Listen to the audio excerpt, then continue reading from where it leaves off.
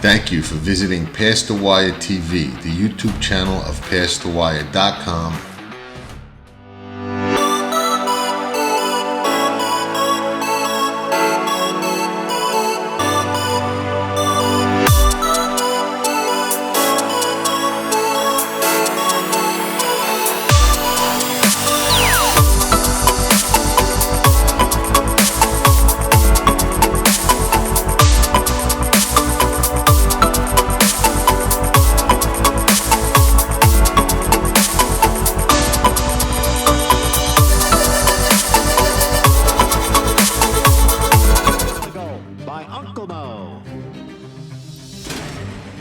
And they're off in the Remsen. As they come on for the finish, and it's going to be tight here in the Remsen. Mo Donegal bearing down on the outside. It's Mo Donegal and early voting, and it is Mo Donegal to win the Wood Memorial. And it will be Mo Donegal to win the Test of the Champion, the Belmont Stakes.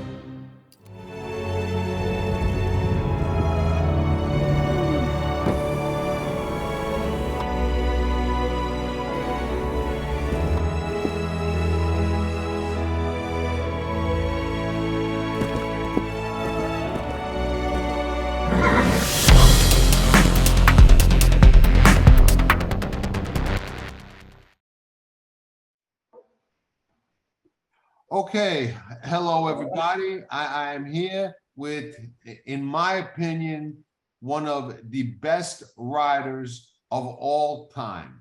And I don't throw that phrase around loosely. I call him P Val. A lot of people call him P Val. His name is Patrick Valenzuela. A lot of you will have heard of him. Hasn't ridden in a couple of years, but he is contemplating getting back in the saddle. Forever young, P Val, welcome to Past the Wire TV. So happy to have you on the show. Thank you, John. It's very nice to be here and very nice to be talking about horse racing. And it's just very, very nice to see you, John. No, it's always a pleasure. I've been a huge fan of yours since I'm a kid. Okay, I grew up watching races. Let's not give away our age here, John. Listen. I've been around a while, so I'm there's no shame here. I'm beyond that. So it's like I mean, I remember watching the very first Breeders Cup. Okay, when you got DQ'd, but you won on Earl Schreib's horse. I think it was Franz Valentine. Was that who it was? Correct. Yeah. Yes, it was. And I think it's the first jockey to get disqualified in a $1 million race. Right, exactly. And I remember when it happened, and I remember, I was a New York guy. So, out there, everybody, they had been touting that Harbor View horse outstandingly. Yes. Right, forever. Everybody was touting that horse, forever. And you beat her, you know what I mean? You beat her, and unfortunately, like you said, it was the first rider to ever come down in a $1 million race. But even before that, I was aware of who you were.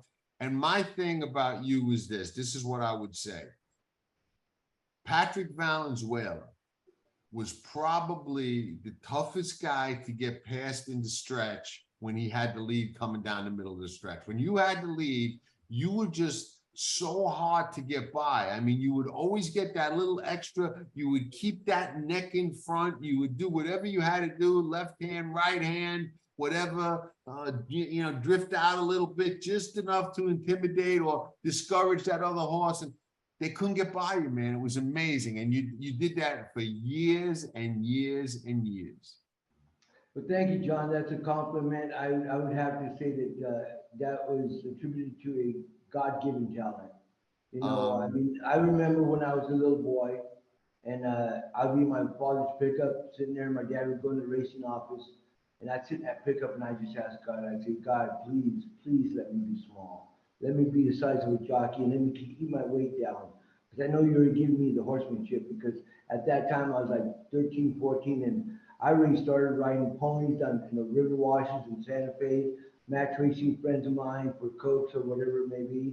Then I also started working riding the 2-year-old in training races in the morning at Santa Fe Downs, and rode 7 training races with 2-year-olds with the older jockeys, you know, that were riding already, and I won 5 out of 7 of them. So I knew that God had given me a gift already in horsemanship, but I was worried about my weight because I am 5'2.5", and I'm a little bit bigger bone than say somebody like Rafael Bejarano or one of the smaller guys. And you know, weight is a big thing when you're a jockey, and you know, you live uncomfortably sometimes because you have to watch your weight on a daily basis, and it's your livelihood, you know. So Yeah. overall, I thank you for that compliment because I do give it my all, and I've been very blessed to have the horsemanship. You know, I don't think people realize how tough it is physically to maintain the fitness level that you have to for a rider, because, you know, you've got to be fit, you've got to be well rested, even though you keep crazy hours, and you've got to be so diet conscious for the weight. You know what I mean? So it's like a multifaceted fitness regimen that you have to maintain for years and years with no break, really, because you guys don't have no off season. You know what I'm saying? Football players, they get a couple of months off. Baseball players, everybody gets a few months off. You guys don't. How were you able to do that? How were you able to do that? Well, John, everybody's different. You know, every individual has their own characteristics and their own eating habits and what they do to maintain their weight. I can tell you for myself that I played a lot of racquetball. You know, I got into racquetball. It's a very fast sport, and it's very good for your reflexes. I would say to any young rider these days, as a matter of fact, I kind of helped grow Baron Peterson, who's riding in Kentucky. When she had the bug, she started with her bug in Del Mar.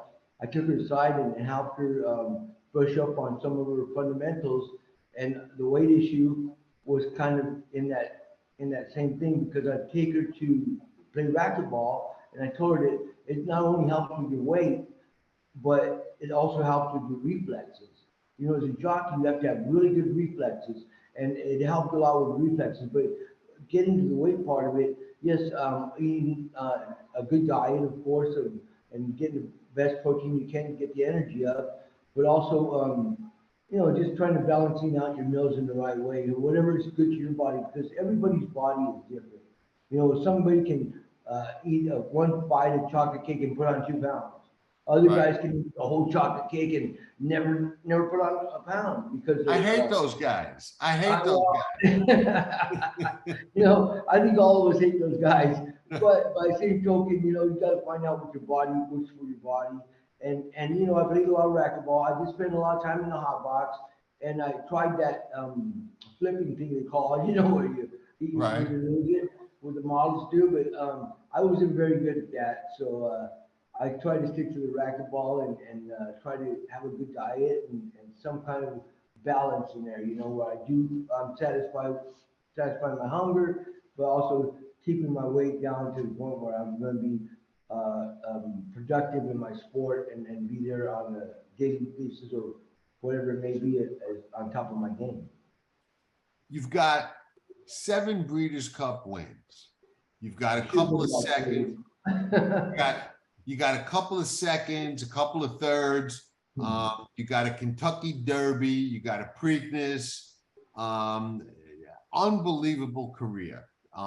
Let's talk about some of those moments. And the first one I want to talk about was a moment that I think everybody remembers and probably caused this horse to be one of the most anticipated Derby horses ever. We got the Derby preps going on right now. Everybody's thinking about the Kentucky Derby. You've got the San Felipe out there in California, the Fountain of Youth. Arazi's move in the Breeders' Cup, okay, lit up the world, okay, lit you up. You were in the saddle going like, holy cow, look at this, you know. The horse didn't come back and win the Derby, but I think 90% of the people who saw that Breeders' Cup race wrote down, well, that's the Derby winner next year, and just thought it was like a foregone conclusion. We know horse racing. There are no foregone conclusions, okay? That's so true. But what was that like, that move with Arazi? When in the race did you realize, like, going into the first turn early in the race, when he started to make them, when did you realize like, wow, I'm on a rocket ship here? Well, John, I'll give you a little story about that. I first saw Arazi in the video. Okay. Mr. Paulson asked me and my agent to come down to his house in Hobie Hills, near Beverly Hills, and he wanted me to watch a race of a horse that he was going to put me on in the Breeders' Cup. So I watched his races with him, and first of all, I went to this mansion, beautiful mansion in Hobie Hills, right? And Right. I'm in the mansion like, wow, this is a really nice house. And I went to this big old long table, dining room table, and Alan's at the head of the table, Madeline's at the other end, and me and my agent are face to face in this short part of the table, but the long part of the table, they're way down there, right? So butlers and maids are serving us and had a nice dinner, and God rest Mr. Paulson, so good man. We walked over to the living room, and I was eager to see the race or see his races. And Mr. Paulson said, "Yeah, he's a very nice horse, and I think I'm bringing him for the Breeders' Cup, and I'd like you to ride him." I'm like, okay, I'd love to ride for you, Mr. Paulson. So we sat down in the living room, and it was a big, maybe a 100 feet by 50 feet room, and I don't see no TV. So I asked Mr. Paulson, "What are we going to watch this?" He goes, "Right here." I go, "Okay." So he gets his remote and pushes a button, and down pops his big screen TV, big old screen TV, right? And I'm like, Right. wow, I need one of these in my house. He says, "If you win the Breeders' Cup, I'll buy you one of these." And I thought to myself, I have nowhere to put this in my house. so anyways, we're sitting there in the living room and watching these 5 races I think he had in Europe, and he just had a turn of foot that was amazing. I watched the jockey ride, and George, I don't remember the jockey's name, but he was a very good rider in Europe, and he would push the button and the horse would just fly up there or wherever he was sitting right behind him, and he was very rateable wherever he was. So I'm like watching him, wow, he has a hell of a turn of foot, right? And so we started talking more about the horse and who he's by and what his plans were in the future. And so Mr. Paulson and I agreed, I love to ride your horse, and he says, "Well, I want you on my horse." So we agreed to ride him that night after dinner and everything. We left on a good note, and I was riding him that next Breeders' Cup with along with opening verse from Mr. Paulson. And this horse, I mean, I had to work him before the workouts, before the Breeders' Cup. So Mr. Bouton is telling me to interpret that I want to go half mile, just go easy, just let him maybe pick it up a tiny bit to last 16. I go, okay. So I go to jog, I get on Arazi, I go to jog him off, and the horse wheels with me, right? And it's one of the classic jockey card pictures, right? Patrick Valenzuela falling off Arazi. You can see my white jacket with the Julio Cesar Chavez on the back, my buddy, and I'm falling off his horse. So he gets loose, and the outrider has to go after him. And people are clicking away because they've got all the paparazzis there, and really amazed by Arazi's performances over in Europe. So I get back on him, and I'm like, wow, that was embarrassing, right? So get back on him, take him back, work him at that mile. But it works like 48. Doesn't work a big work, but he didn't want much. So let him, the last 8 to maybe pick it up a little bit. A decent work. I wouldn't say it was outrageously good because he wasn't really into the bridle that much, and he was kind of looking around a little bit. So I work him that morning. A couple days later, I get ready for the race. Now I get in the jocks room, and I didn't know what was going to happen. I didn't know if he liked the dirt because first of all, he's going to run counterclockwise, which they don't run in Europe. He's running on dirt for the first time, which they don't do in Europe. And what's he going to do when the dirt cloud hits him in the face? Is he going to just throw his head? What's he going to do when he goes to that first turn? I'm in the 14 post. I'm sitting in the 14 post, and I'm like, he's warmed up great, you know. Which it's almost impossible to win from that post at that distance. And anyway, we're right in that first turn. It's right into the first turn. So my job is to get the horse to relax the best I can and to save some ground because I know he's going to come from off the pace. I'm not going to send him out there like I usually do because a speed horse I'll usually send out there. But he breaks well, relaxes. I get him to drop his head, and because European horses, if you just drop your head, they relax a lot better. You get him in that bit, didn't want to go with it. So I gave him to drop his head a little bit. I dropped in that. I must have saved so much ground in that first turn. I didn't need it at the end of the race, but I thought I needed to save some ground. So I got all the way to the rail, a nice, relaxed, like high gallop, almost like working, or more like a work, going into the first turn. And I'm like about 7 lengths behind Bertrando, fills in between us. We get to about the 7/8 pole, relaxed, going nice, going nice. He's handling the dirt well. So I'm thinking, well, okay, he's handling the dirt well. That's a good sign. But he's really relaxed, right? So we're going that first turn, coming out of the second turn, first turn, out going around the turn to the three-quarter pole. I'm looking up and I'm like maybe 12 behind Bertrando by now, and he's really relaxed. So we go an eighth of a mile further. I'm like, man, this horse is way too relaxed. I mean, he's just like out there, kind of like cantering, right? Right. So I go like this, I go, and that was like the magic button for him, because I'm going from a gallop to playing pole position with horses. You know that game, Wow. pole position, where you're going like trying not to hit the other cars, or you're going so Right. fast. Well, that's what it felt like on Arazi. I mean, his at that point, he started the afterburners, and this is at the 5/8 pole.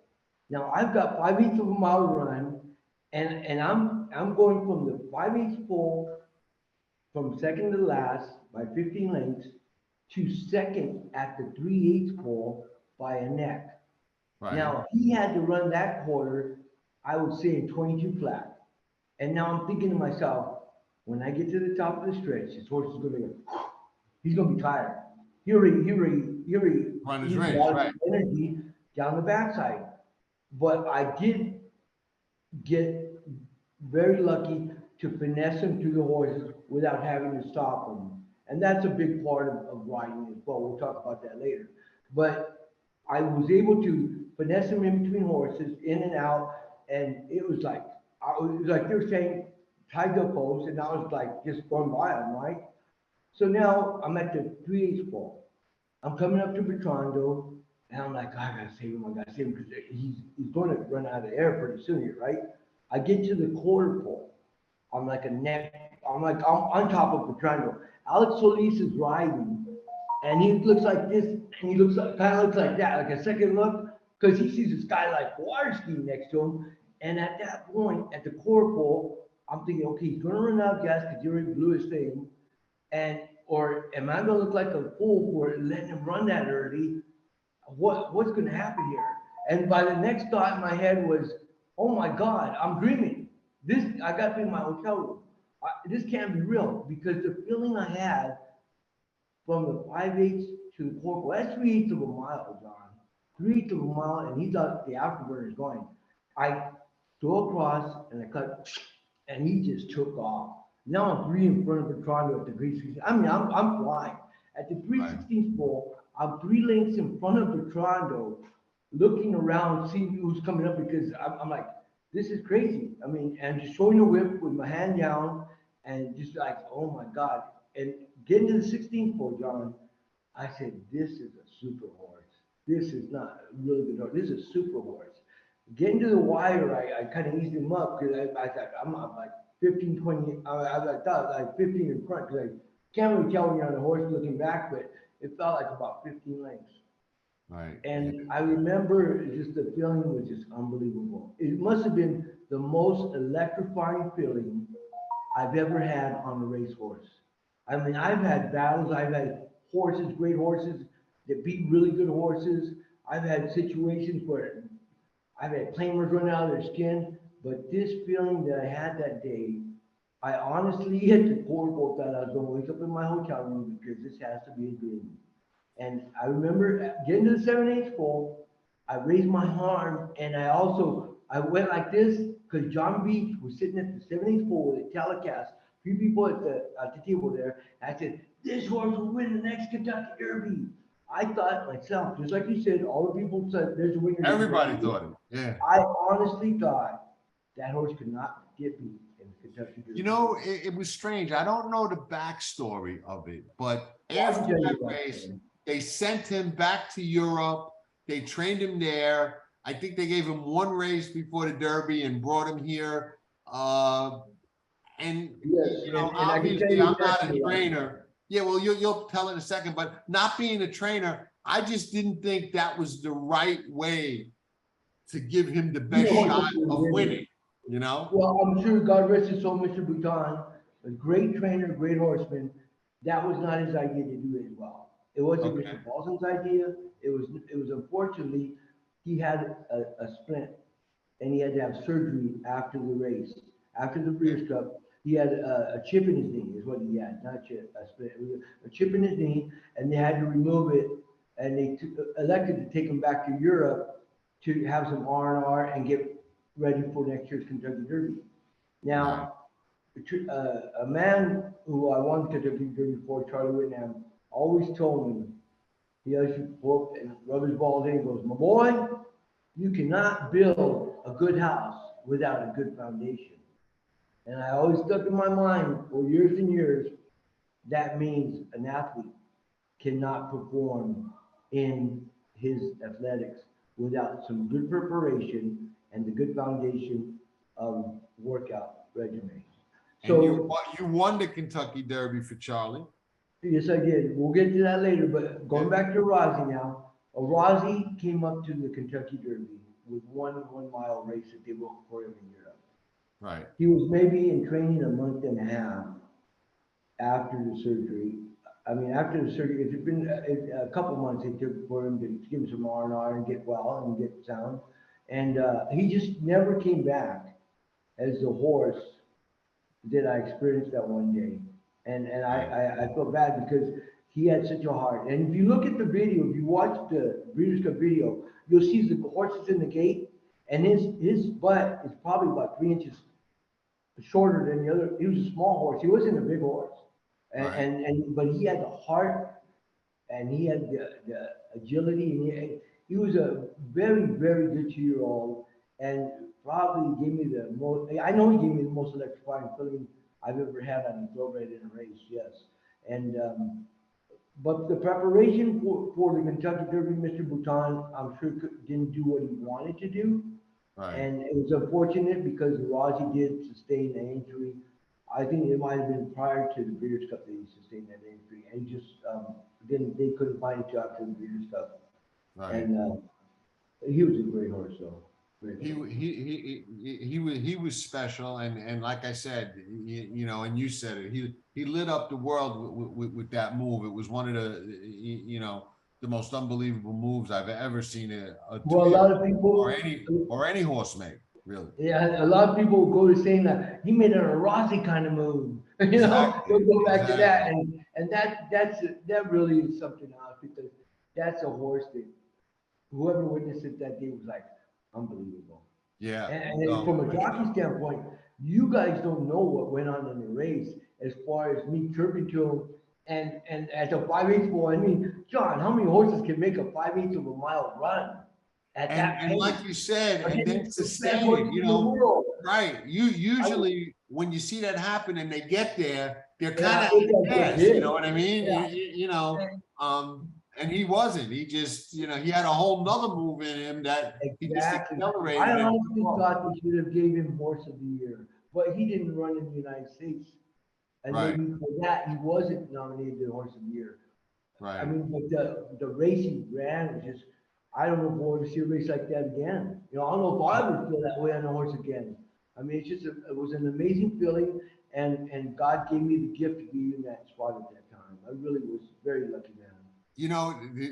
There were so many great rides, okay, that you've given, but some of the ones that stick out to me are ones where you beat me, okay? Because I bet on another horse, and I'm like, oh, P Val, he just beat me, man. It was P Val. I'm yelling Jerkins of racing. The giant killer. Right. Well, one of them was Adoration. Okay, I thought that was a sensational ride. I thought Phrase was a great ride on the grass. Classic. That was another one for Mr. Paulson. You wrote a lot for him back then. You know, I was very blessed with Mr. Paulson because I mean, I'm one of the few jockeys, I think one in the last 50 years to be on contract with any owner. And Mr. Paulson treated me really well. You know, I mean, what kind of employee gets to sit in the back of the G6 and his wife, the owner's wife is the stewardess, and he's driving the plane, play Lacey, and you're the only one back there. I mean, Right. that was an amazing job I had with that, man. And once you fly that way, it's very tough to go back to It's commercial. hard to go back to first class. Yeah, no, it's hard to go back to commercial. I remember, you know, we took a private plane to the Breeders Cup, and you know, then going back to commercial, even first class was like, this is terrible. This is just not the way to go, man. You know, and Yeah, you don't get Krug Yeah. in a commercial, right? it spoils you for sure. You know, so many races are won by split-second decisions, and you know, I'm a big believer that riders, the great riders, truly make a difference. If there's one race in the history of racing that stands out as a race that you could look at as an example of, here's a race where the rider made the difference.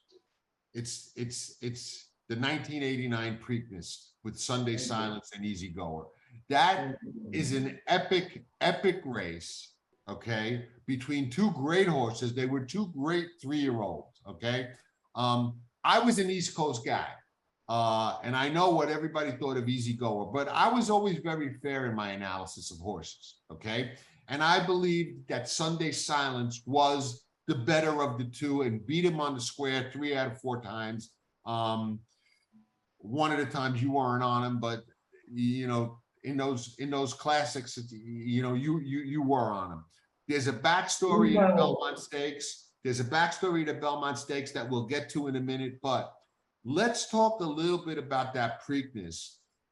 Pat Day, known as one of the best riders, the Phipps, Easy Goer.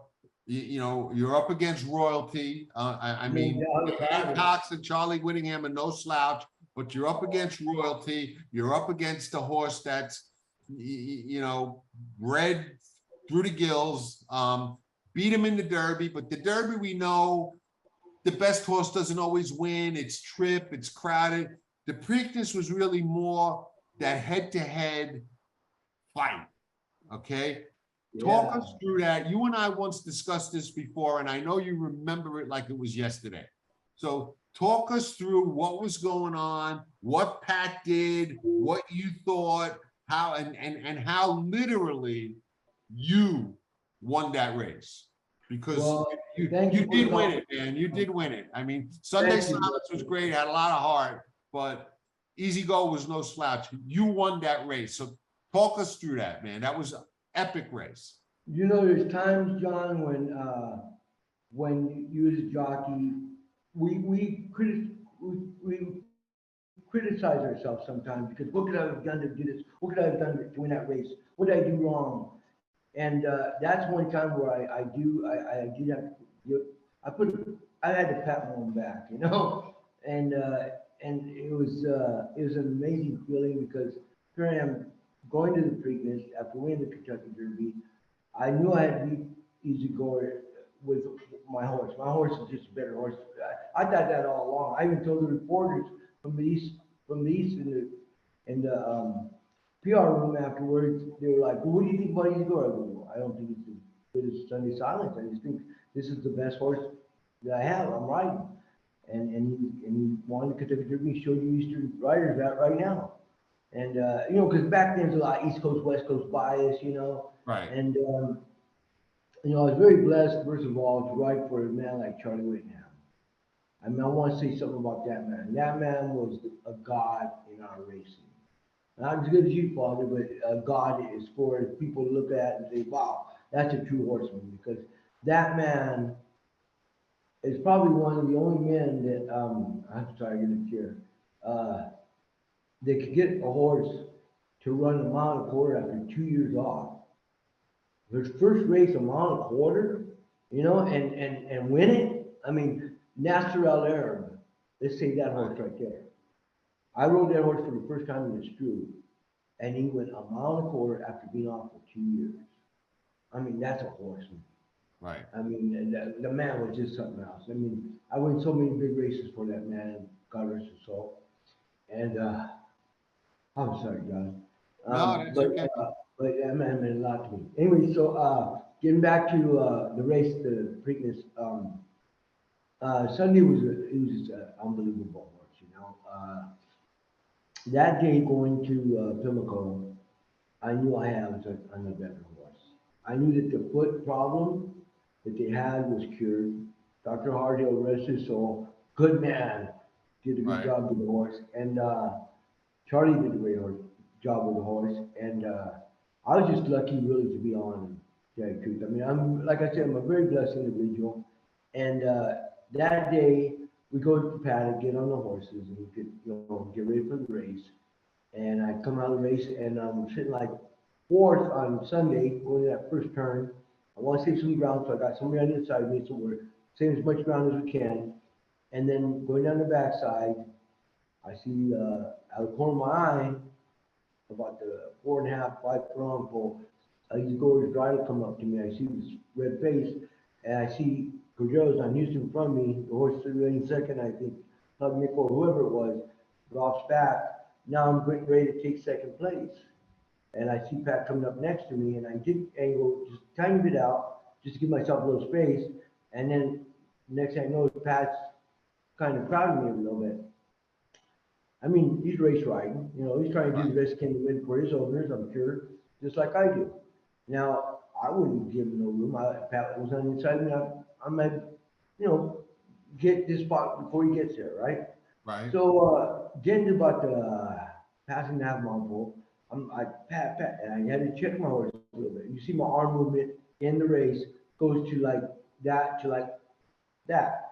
And, he probably didn't have to do it. He probably said, because I thought he could have sat there and probably come to the stretch onto me, because that's what I would like to be in the captain's seat. Right there, I would like to be on him and watching him and just making him pressure him instead of being the one pressured. So I have to check a little bit, and I knew Sunday had what kind of horse he was. Let's time out right here. I'm going to tell you how I got them out on Sunday first, okay? Go Is ahead. that okay? Yeah. So going back, Jerry Gordo's my agent. Jerry Gordo, God rest his soul, great man. He's my agent, and we're at the workout at San Anita one morning. And I'm working horses, and Rodney Rash, who's Charlie's assistant, comes up to me and Jerry and asks me, say, hey, Charlie's got a black colt. He wants you to work. I go, okay, I'll come back after break. He goes, okay, this horse, Doug Shoemaker, and Shoe doesn't want to ride him anymore. Because Shoe was supposed to have them out on Sunday silence. Okay. And Shoe, the horse would will on him, and Shoe kept betting off, and Shoe says, I'm not getting on that black colt no more. So that's when Charlie said, Charlie, go get Patrick. He told Rodney Rash, his assistant, God rest his soul too, because that was a great trainer. Rodney Rash came up and got me, and I asked my agent if I had anything after break. He goes, no, and so I went to Charlie's barn, and I got this black colt, beautiful black colt, right? And like Charlie does, great horseman he is, he jogs him around the train track once before he works him after the break. So I jogged Sunday silence around the train track, no mishaps, get along great with him, right? And man, feels good, Senor Carlos. I call Charlie Senor Carlos, right? And so we go to the gate. I go to the start gate with 4 other horses, right? We're at the 3/4 pole. I'm going to half mile. And we break down the gate. We go, and nobody's near. He's going too fast. I'm grabbing him. I've got my feet on the dashboard, and I go half mile very easily, right? So I thought he went a little fast. I think he went 46 and 2, whatever it may be. So I come back jogging back to go to the tunnel, onto the paddock, the way Charlie does every set of his. And Senor Carlos, when I get to the tunnel, he goes, takes off his head, goes, well, boy, that's a good work, huh? Nice horse. I go, Senor Carlos, this is a really good horse. He goes, yeah, I'd have to say so, 45 and 2. I go, wow. I thought maybe 46, right? At a standstill. That's racehorse time. No doubt. So I get off him, I get saddle and take him to the barn, and I go up to Jerry and Gordo. I say, I love that horse. I just worked for Charlie. I go, we gotta ride that horse. He goes, well, where's you gonna run? I go, Rodney said the next main special. So he looks at his condition book and he sees he has a call from Mal Studi. And Mal, you know Mal Studi, God rest his soul, another good man right there, right? Mal Studi is, Jerry Gordo says, you can't ride him because we got Mal's horse. I can't spin Mal. I can't do that. I go, I don't want you to spin Mal. I'm gonna ask Mal if I could get off his horse to ride this horse because I know what kind of horse this is. He goes, well, do whatever you want, but I don't think he's gonna do it. I go, no, he's a good guy. He'll do it. I thought to myself, right? And Right. lo and behold, here comes Mal walking from Plockett's Corner down to the backside. I go, Mal, I need a favor. Do anything, my boy, because Mal was like that. Mal was just such a go happy Right. guy. And he goes, whatever you want, Patrick. I go, Mal, I worked this really nice colt for Charlie, and Jerry says he has a call with you in the race. Is there any way you could get off and I could ride Charlie's horse? He goes, you do whatever you want, but as long as I get Pinkai or Mesa. Rafael Mesa was right at the time. So I think we got Rafael Mesa on the horse, and lo and behold, that's how the Sunday Silence story started, right? Wow. Okay. I actually one more thing. And that morning, after I got out of the morning workouts, I had a friend going to Vegas. Carl Rose, his name. I don't know if you like this or not, but his name out there. But he was the one that was a manager of the racquetball club that I used to go to play racquetball. Right. And I told Carl, I go, Carl, I just worked this black colt. And I know you're going to Vegas. You might want to put something on for the future, but he got him at 50-1. Wow. And yeah, he really got lucky, but it was just unbelievable that horse. That's how much that horse turned me on that morning. You know, it's just as a jockey, you could tell a lot, and at other times you can't tell, and it turns out different. But most of the time, you're pretty spot on with what you have underneath you. Okay. So now getting back to the Right. So you're on the backside. Pat's got your spot. Won't let you out. Yeah. Tell me Okay, what back to the action. Okay, here we Right. go. We get half mile full. I had to kind of check my horse a little bit. So now Pat's opened up like 2 or 3.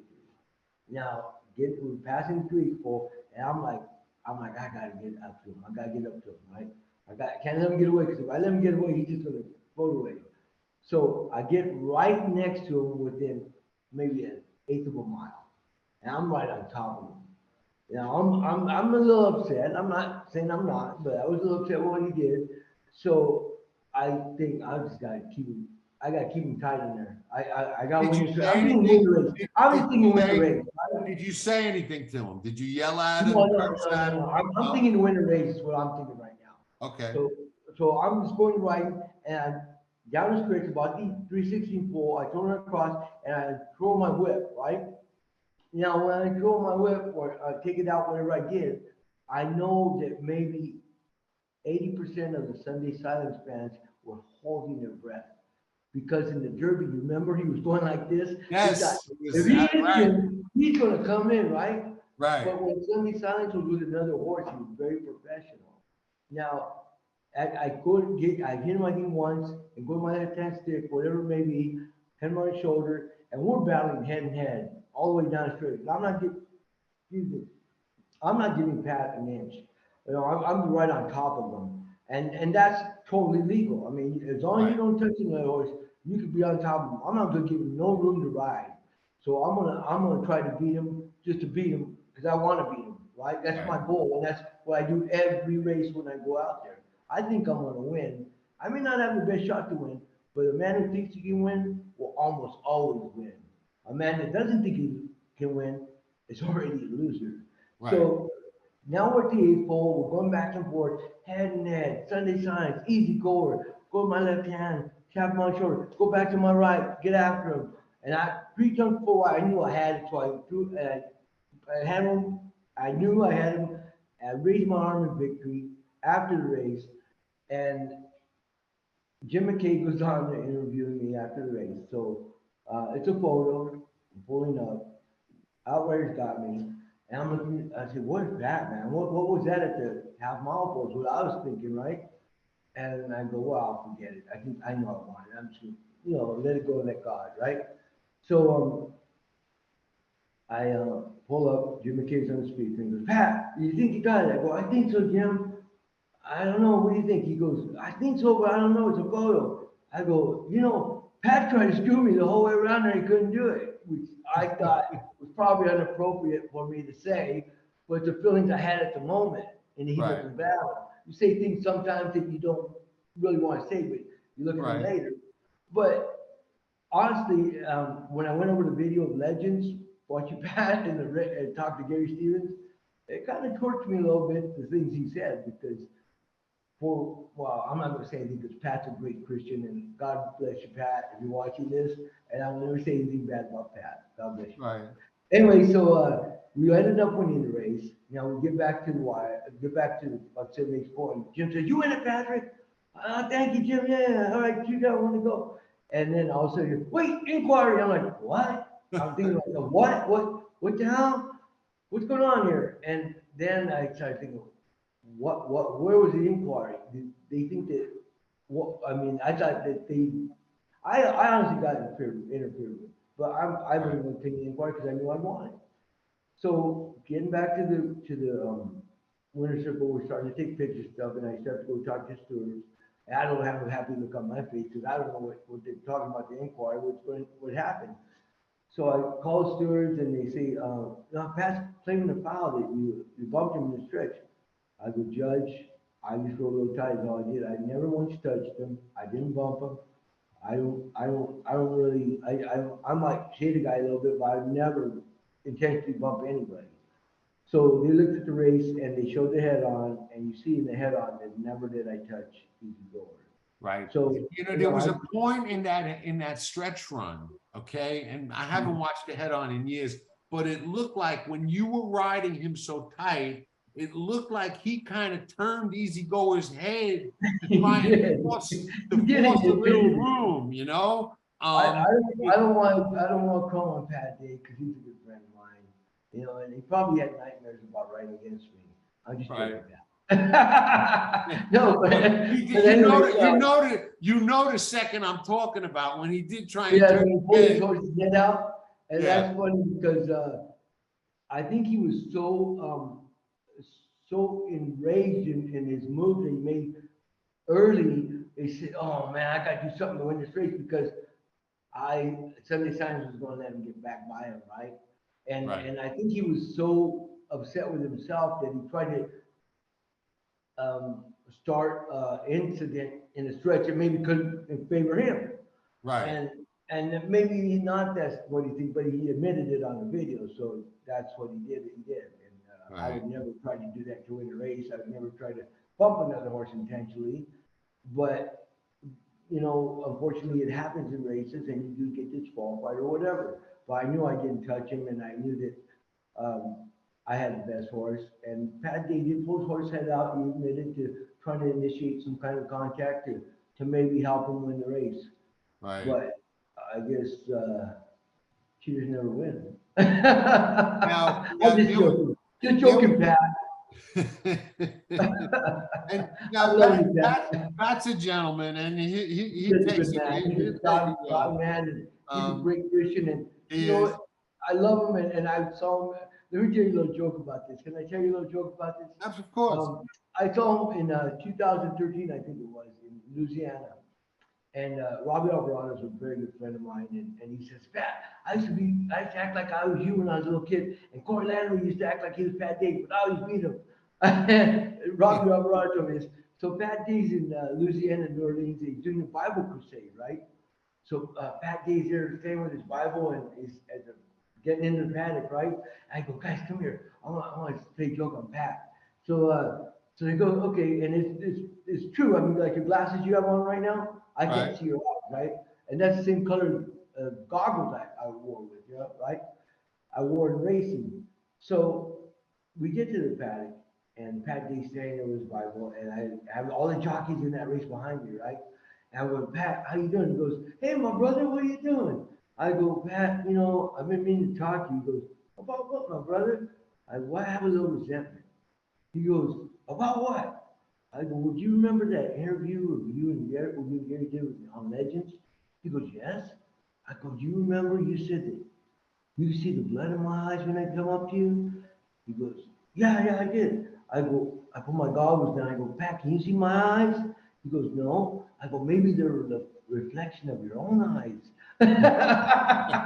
He says, oh, it's just a metaphor. It's just a metaphor. I know, Pat. I'm just joking. So we all had a laugh. You know, it was fun. Right. But Pat is a gentleman. Absolutely. He is an ambassador for racing. He is a devoted Christian that I a very good man. He I is. love that.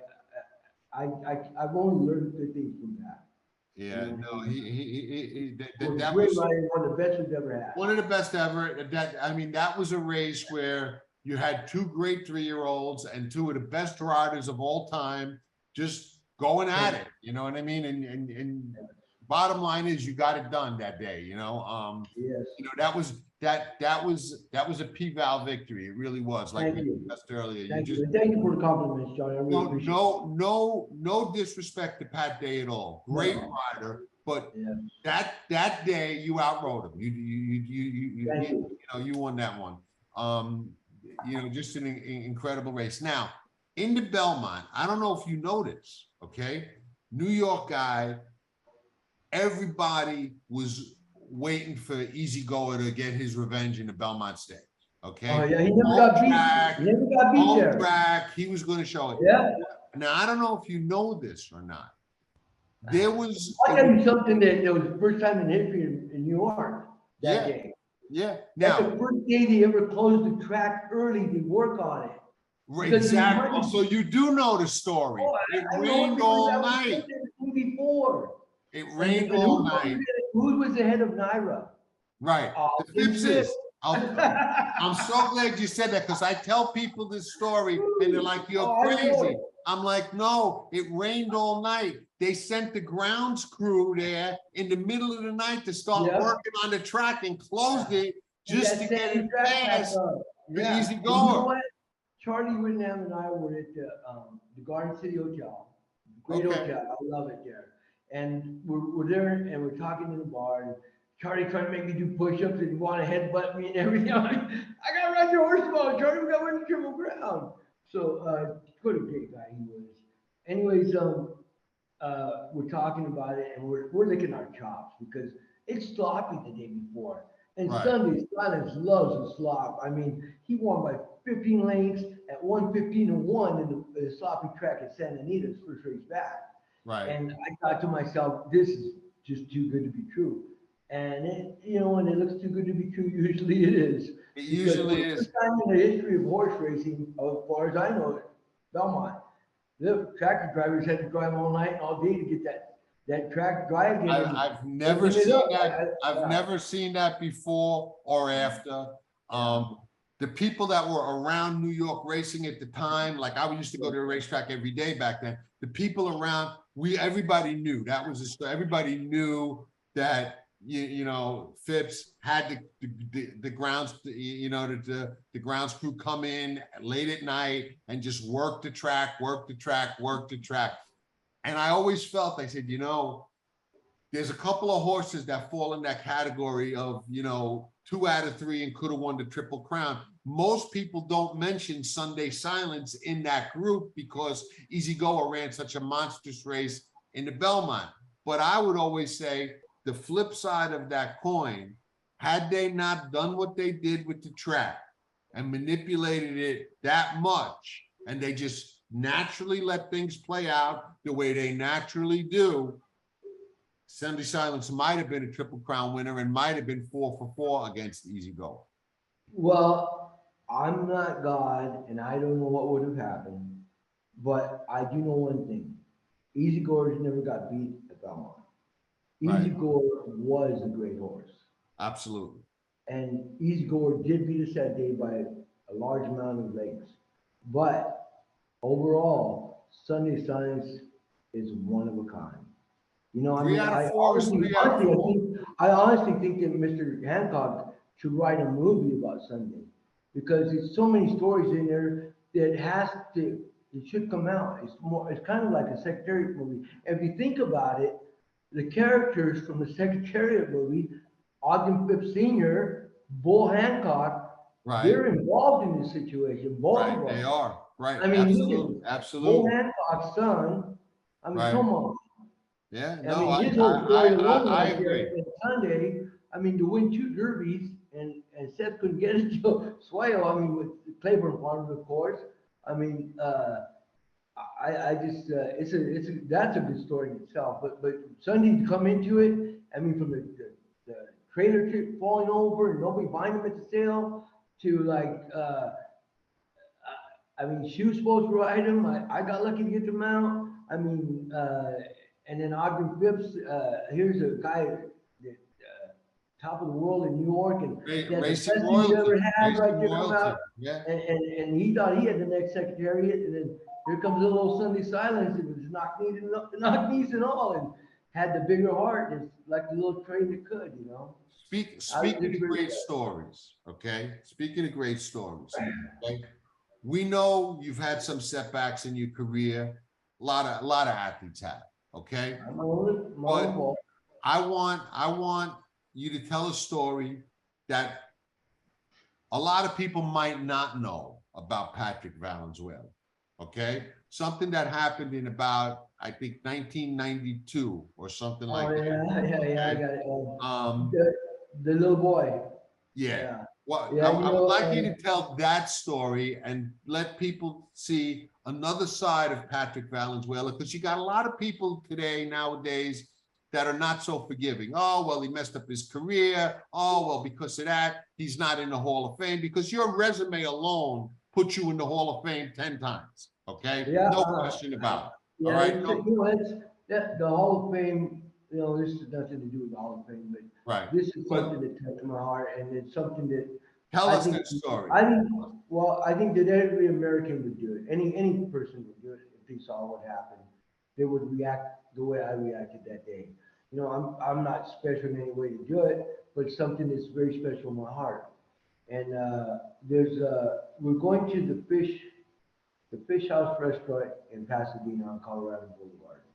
It must have been December 29th or something like that. I mean, it's right before New Year's, and they were having a roast parade, which they have every year.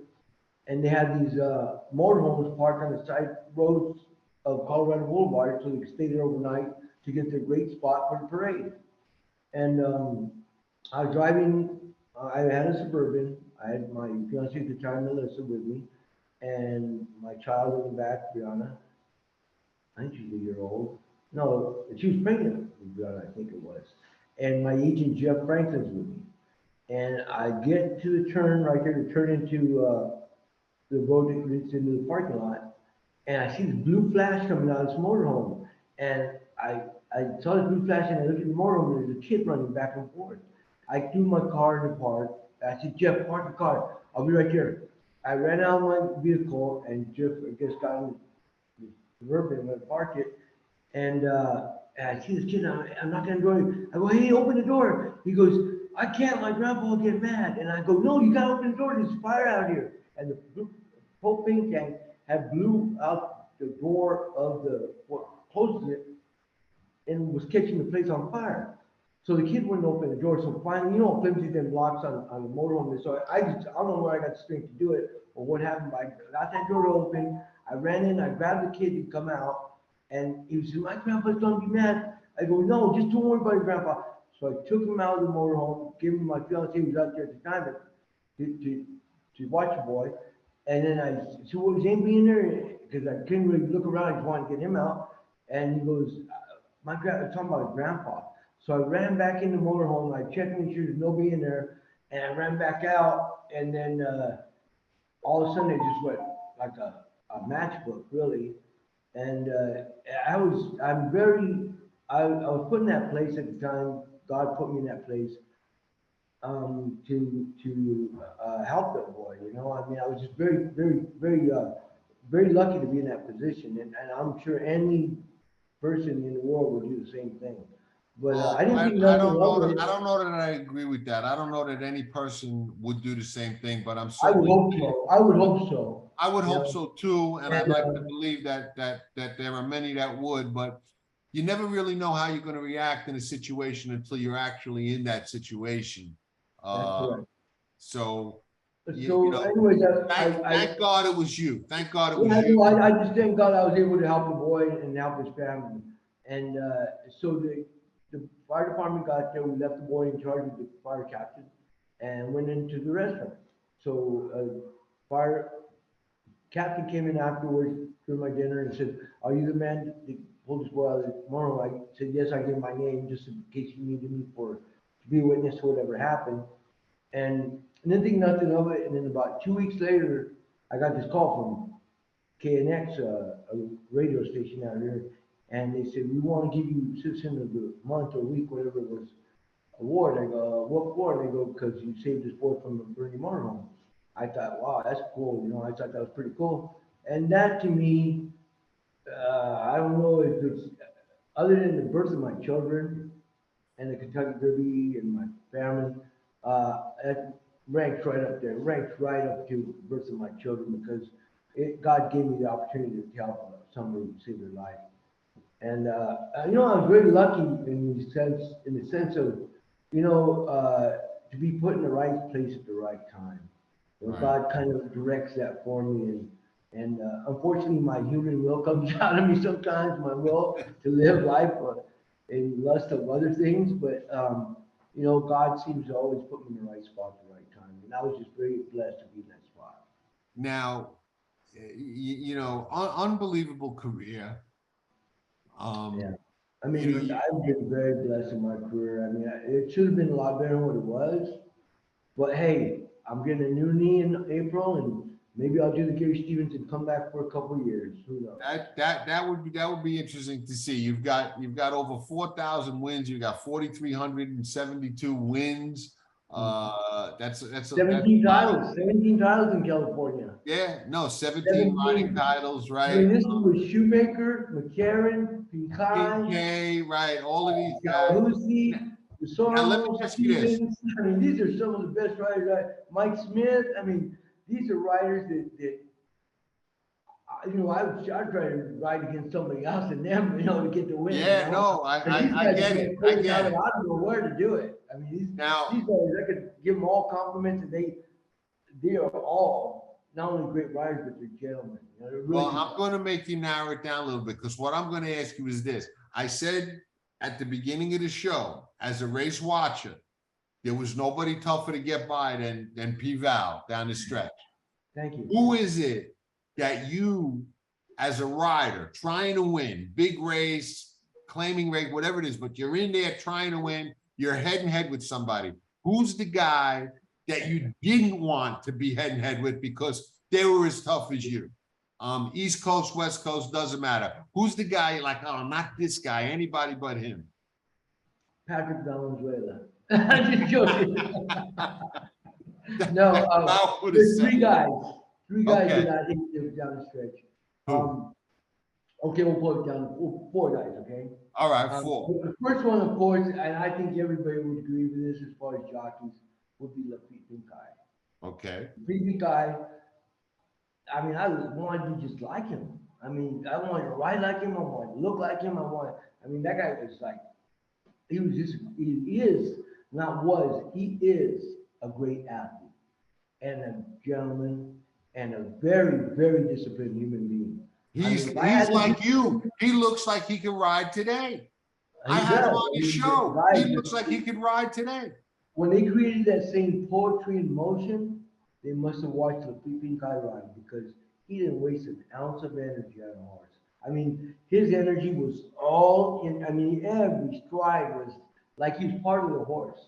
And I know that feels because when you get that feeling you become part of the horse, it's an amazing feeling. I mean, I can tell you there's times, even just working horses sometimes, where you get that corporal and you're going to let the horse run, and all of a sudden all the engines start coming up. It's like you got a 12-cylinder engine that's just humming, and that thing's rolling.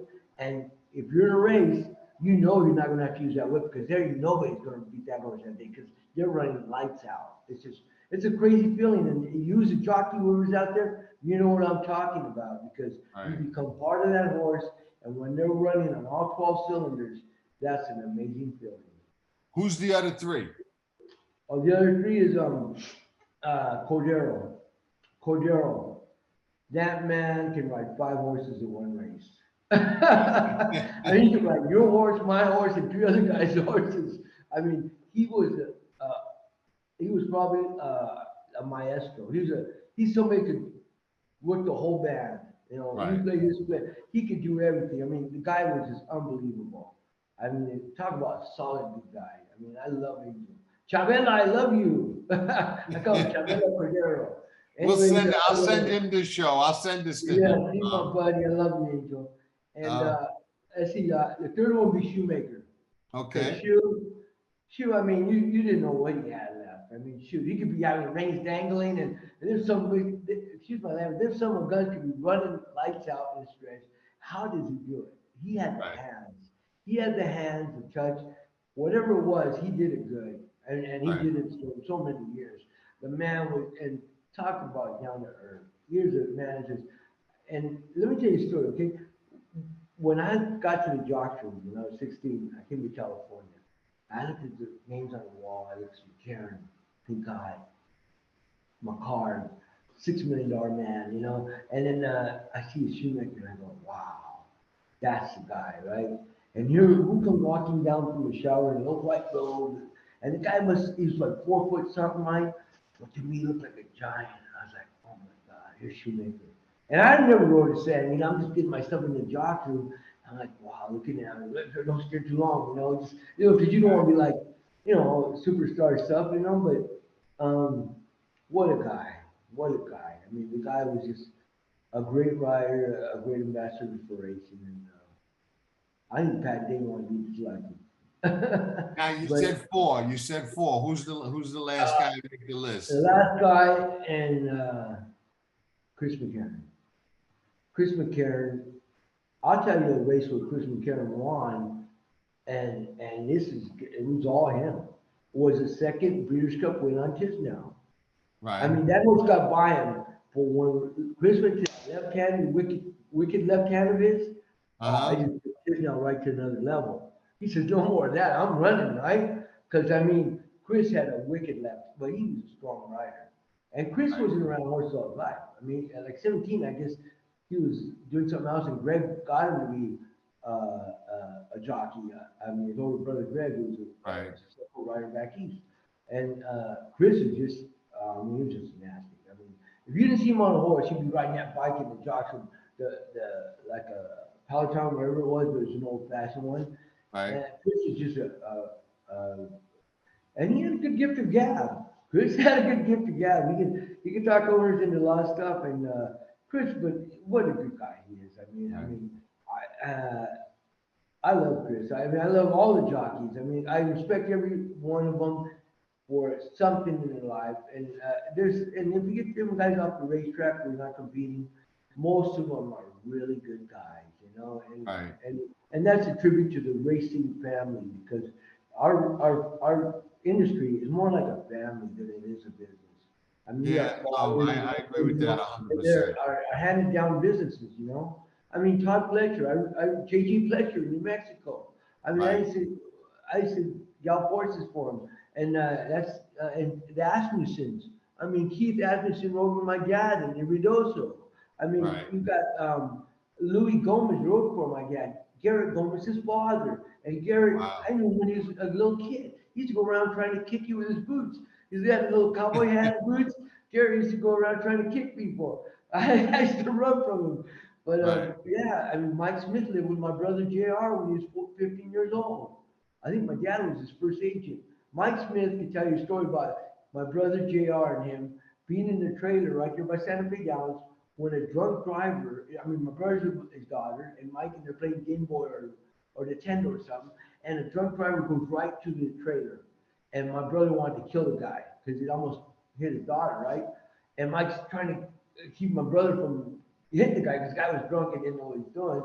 But Mike could tell you, I mean, he used to tell me, oh, your dad used to tell me, go get JR, can you go with some horses? And then Mike used to have to go get my brother JR out of bed or whatever. But Mike's like family to me, and Mike's what an amazing man he is, you know. Yeah, and he's an unbelievable rider, unbelievable athlete, and a great guy, wonderful guy, wonderful guy. Our industry is just a great industry. I mean, to be blessed to be in it. I mean, come on, think of it. We get paid to go ride horses and then run as fast as they can.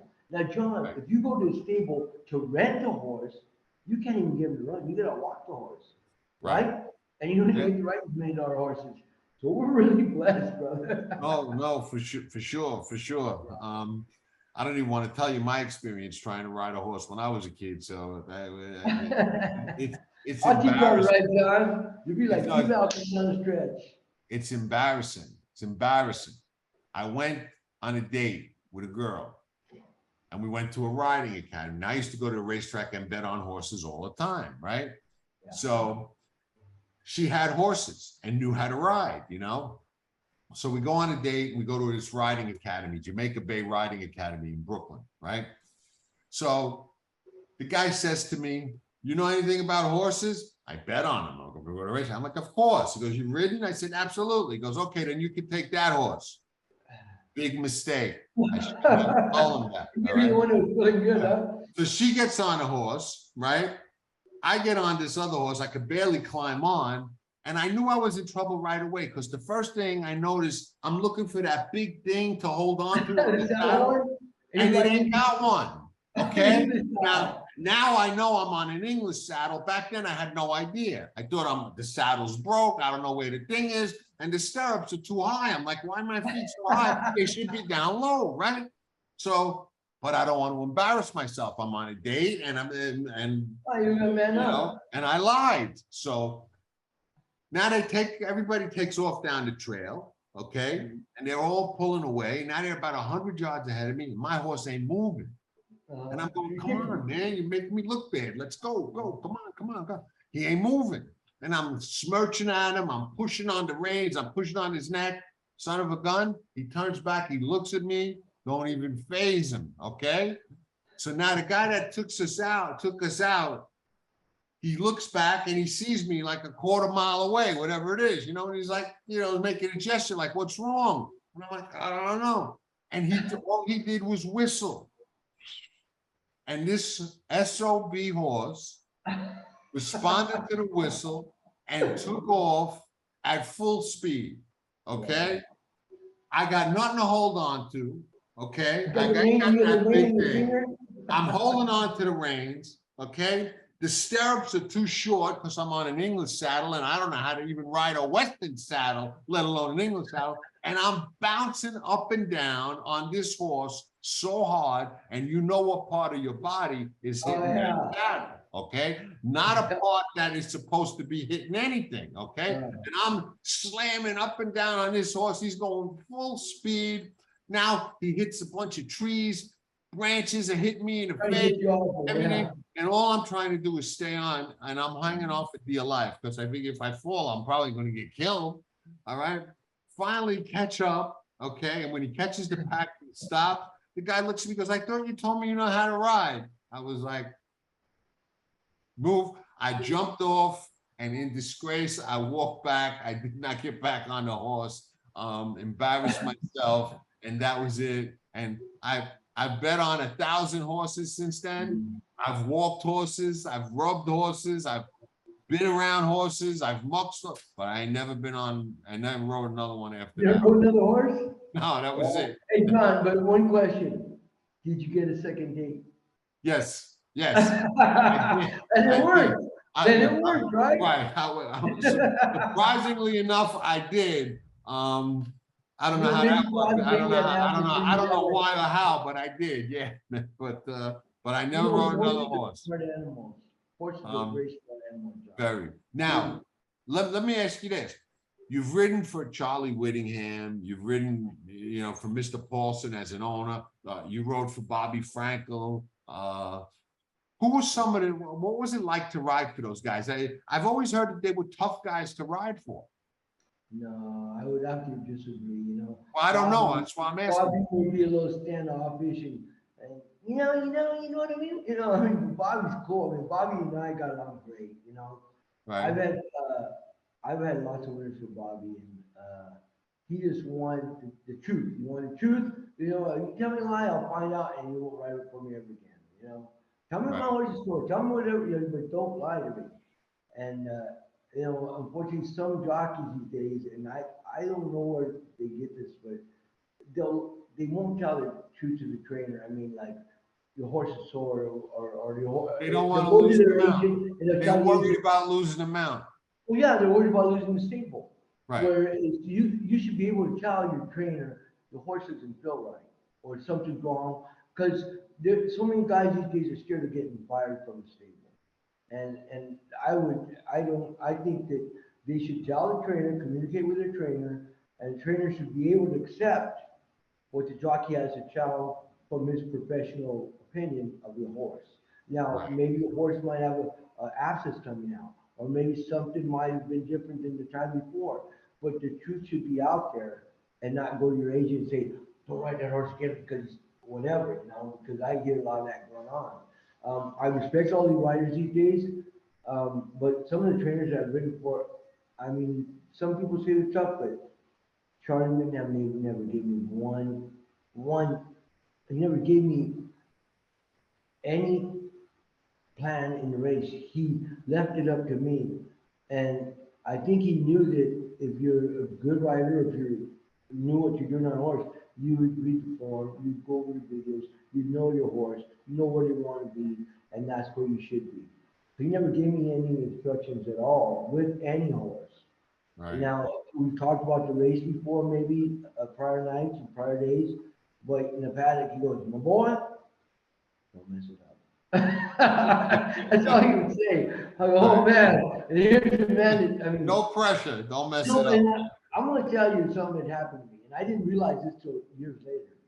There's an article I wrote, a horse named Handsome One, my namesake. I'm just joking, but a horse named Handsome One that Mary Jones Bradley had, and I think it was a Will Rogers or the Spotlight or something like that on the turf at Hollywood Park. And I win the race, and I don't read the article. I didn't read the article or anything. But one of my cousins called me and says, "Hey, did you know what Charlie Whitnam said about you?" I go, "What do you mean?" She goes, "Well, you know, my dad, Milo's daughter, told me this." She goes, "My dad rode for Charlie for a lot of years. Shoemaker's ridden for Charlie. Arkel's ridden for Charlie. Longden's ridden for Charlie. Chris, Lafitte, Shoemaker, all of them ridden for Charlie. And for Charlie to say, that's the best race I've ever seen a jockey ride. Wow. I couldn't believe a compliment. I really didn't read the article because I didn't read the articles afterwards. Maybe a couple days later, if somebody told me something to read, I would read it. But I think Bob Mazursky or Brad Free wrote it. And it was a handsome one, and I won the race. And he went on to say, that's the best race I've ever seen a jockey ride. And for Charlie to say that, out of all the riders I just named, to say that, that was a big compliment that I received. Huge compliment, and he was considering all the races you've won, and you know, all those Breeders' Cups, the Derby. I mean, you know, over 4,000 races. So that you know, like I say, John, I'm a very blessed individual, and you know, I may not know a lot about women, I may not know a lot about finances, but I do know horses.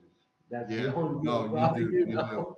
And we're going to close with this, okay? We're going to close with this because we all know that you belong in the Hall of Fame, okay? Your resume speaks for itself. How you're not there is one of racing's it's just wrong.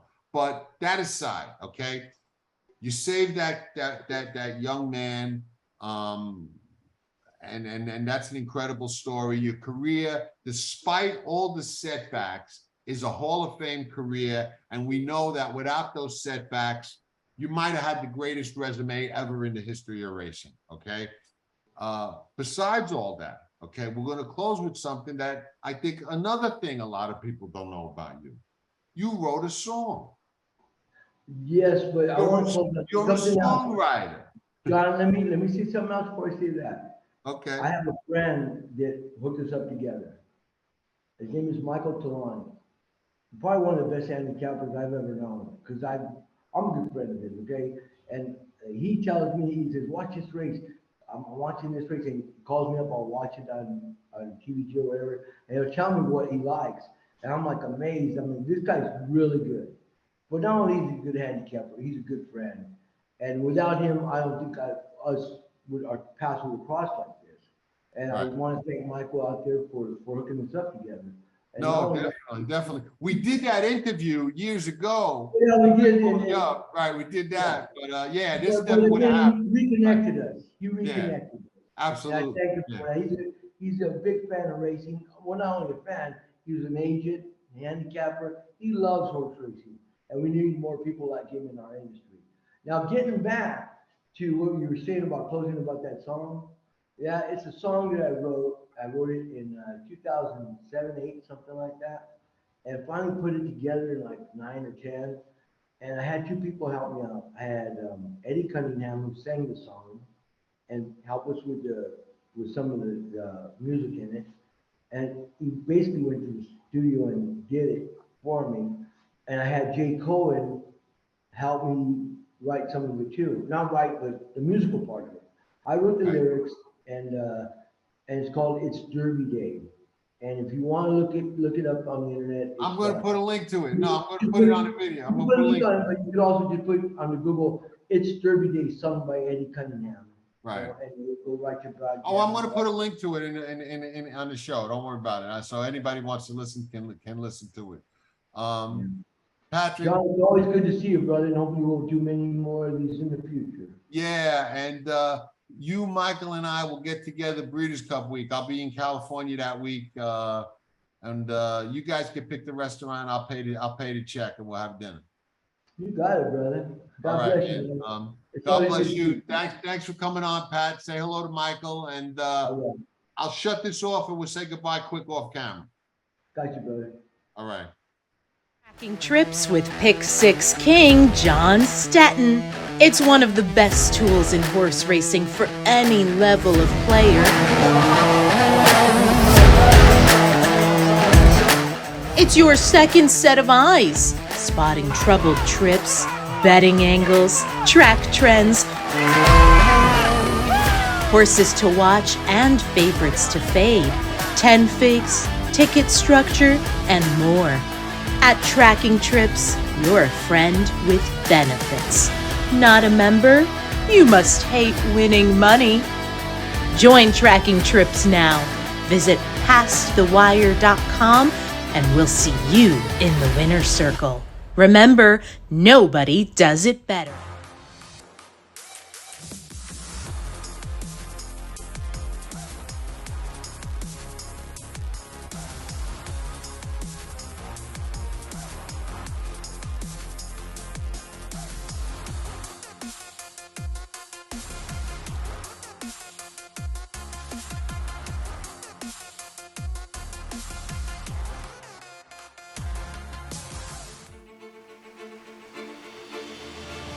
And they're off in the Curlin, Florida Derby.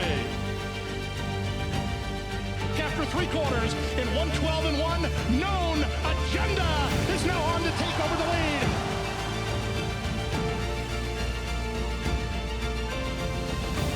It's Known Agenda for St. Elias Stable.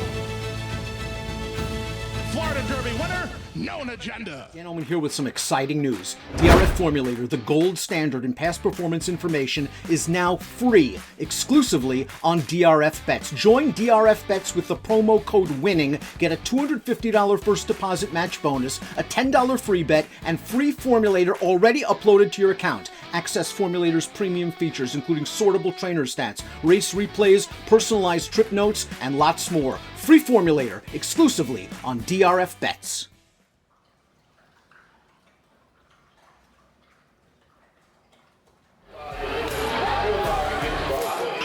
Nobody does it better.